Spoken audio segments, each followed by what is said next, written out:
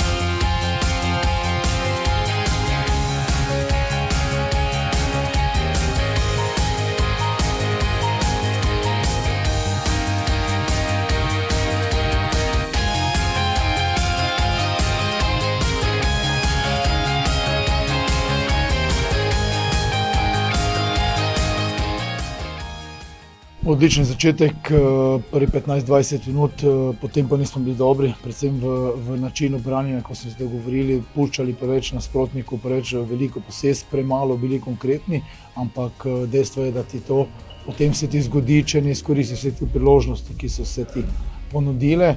Po drugi strani pa veliko pretih kartonov brez razloga z naše strani, tako da tukaj moram narediti korak naprej, da sodniku niti dam možnost, da nam lahko da rumen karton.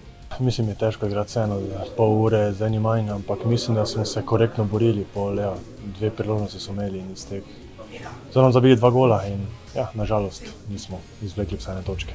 Prvenstvo je še res dolgo, zdaj se moramo najboljše možno spočiti, pa potem iti 100% pripravljeni z Bravom. Sedaj sledi znova tekmovalni premor zaradi reprezentančne akcije, naslednji obračun pa prvenstveni gostovanje pri Bravo.